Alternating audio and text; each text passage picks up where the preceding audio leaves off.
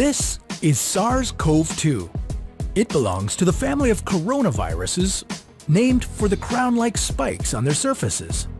SARS-CoV-2 can cause Covid-19, a contagious viral infection that attacks primarily your throat and lungs. What actually happens in your body when you contract the coronavirus? What exactly causes your body to develop pneumonia? And how would a vaccine work? The coronavirus must infect living cells in order to reproduce. Let's have a closer look. Inside the virus, genetic material contains the information to make more copies of itself. A protein shell provides a hard protective enclosure for the genetic material as the virus travels between the people it infects. An outer envelope allows the virus to infect cells by merging with the cell's outer membrane.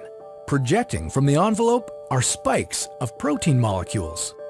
Both a typical influenza virus and the new coronavirus use their spikes like a key to get inside a cell in your body, where it takes over the cell's internal machinery, repurposing it to build the components of new viruses.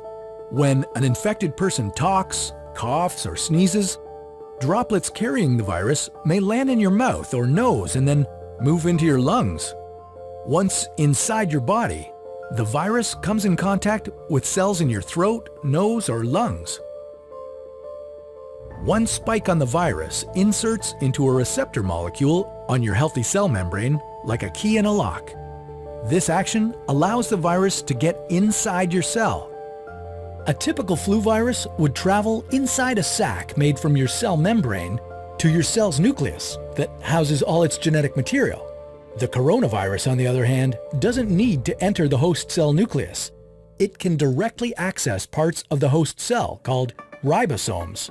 Ribosomes use genetic information from the virus to make viral proteins, such as the spikes on the virus's surface.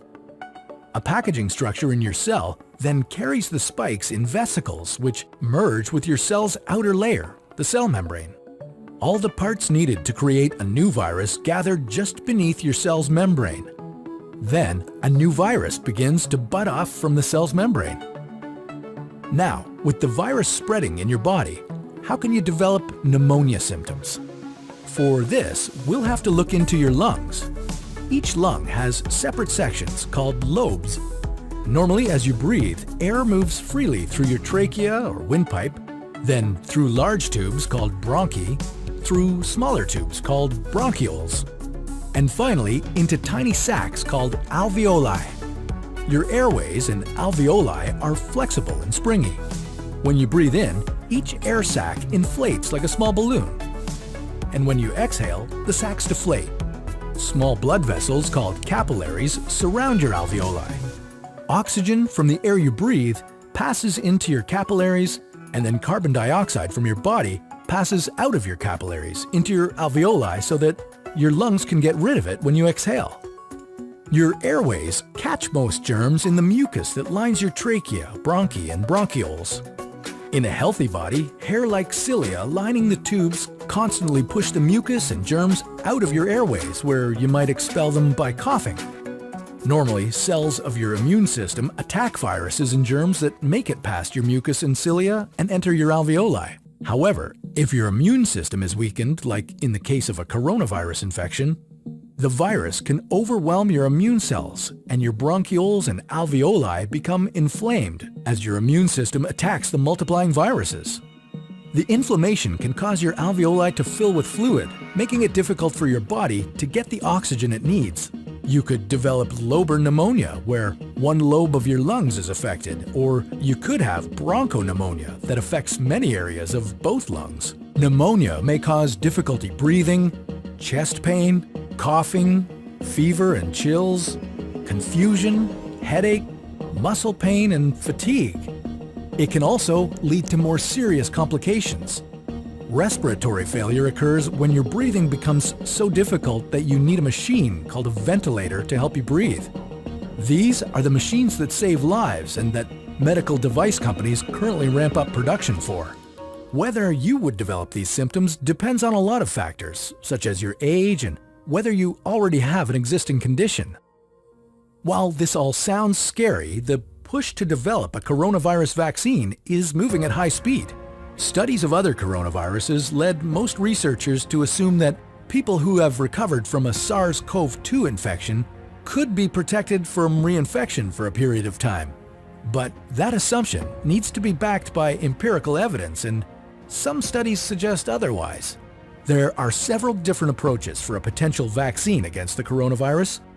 The basic idea is that you would get a shot that contains faint versions of the virus. The vaccine would expose your body to a version of the virus that is too weak to cause infection, but just strong enough to stimulate an immune response. Within a few weeks, cells in your immune system would make markers called antibodies, which would be specific for only the coronavirus, or specifically its spike protein. Antibodies then attach to the virus and prevent it from attaching to your cells.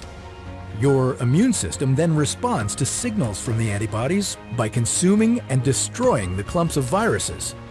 If you then catch the real virus at a later stage, your body would recognize it and destroy it. In other words, your immune system is now primed. Collecting evidence on whether this will be possible, safe, and effective is part of what's taking researchers so long to develop a vaccine. It's a race against time to develop a vaccine amid a pandemic. Each step in vaccine development usually takes months, if not years. An Ebola vaccine broke records by being ready in 5 years. The hope here is to develop one for the new coronavirus in a record-breaking 12 to 18 months. While all this will take time, stay home if you can, to protect the most vulnerable. And don't forget to wash your hands for at least 20 seconds and as often as possible. Now, what would happen if you didn't do that for an entire year? Well, that's a story.